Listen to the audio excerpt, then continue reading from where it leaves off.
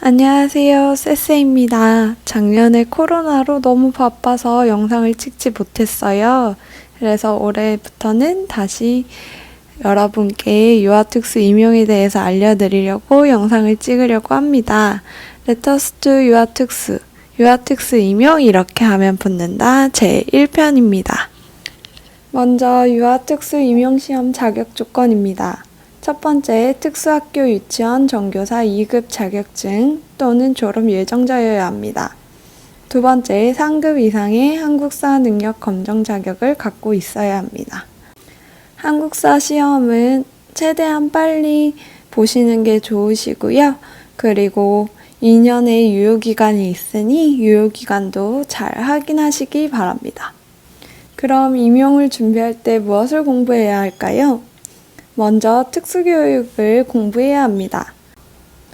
제가 유아특수교육을 옆에 따로 적어 두었는데요. 유아특수교육은 특수교육에 포함되지만 만 3세에서 5세의 유아의 특성 때문에 특수교육과는 조금 더 다른 그리고 좀 더 심층적으로 보아야 하는 부분들이 있습니다. 그리고 두 번째로는 방금도 말씀드렸다시피 만 3세에서 5세의 유아를 대상으로 하기 때문에 저희는 유아교육도 함께 보아야 합니다.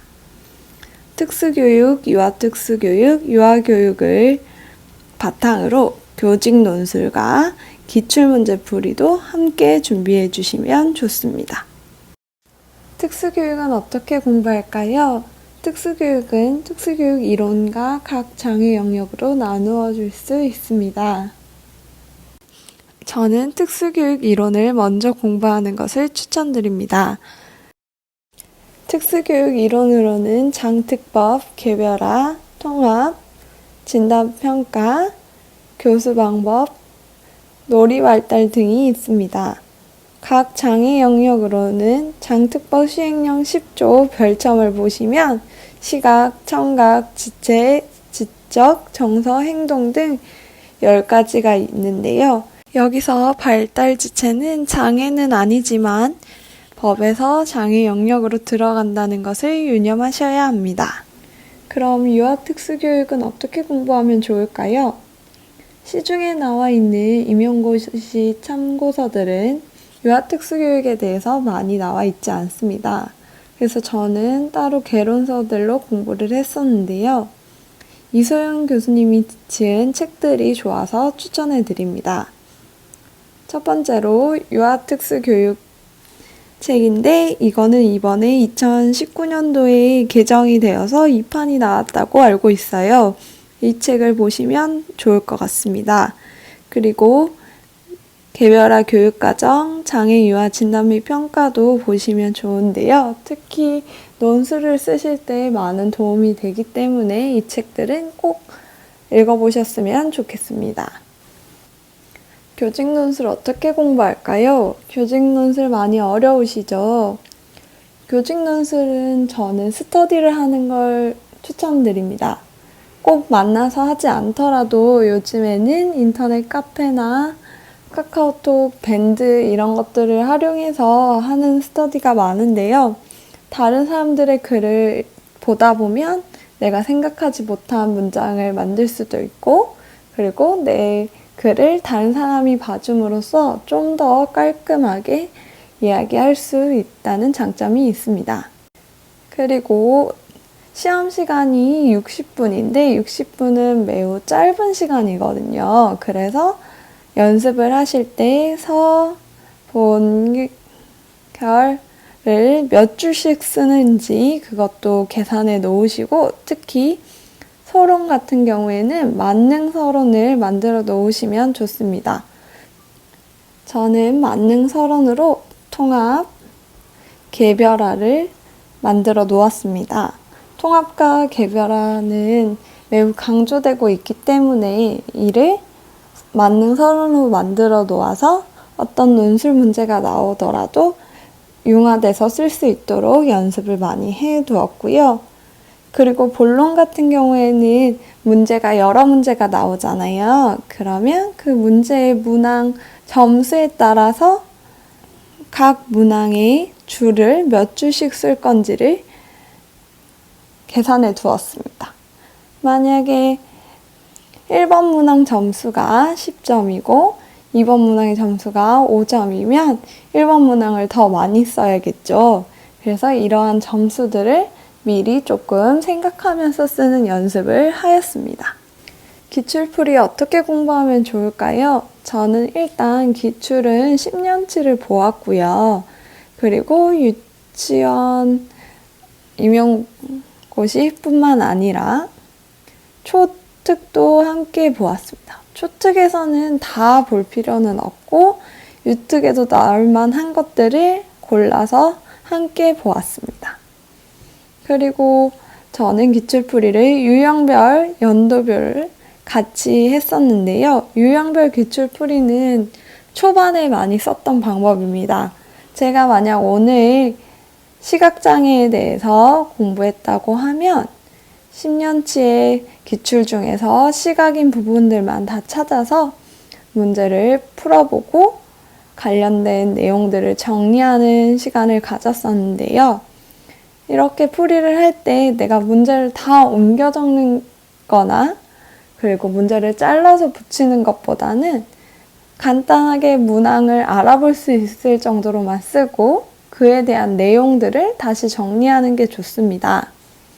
예를 들어 19년도 유아특수교육 1번이 시각 문제였다면 이렇게 19U-1이라고 쓰고 관련 핵심어 해서 시각장애 관련된 문제에서 핵심어들을 찾습니다.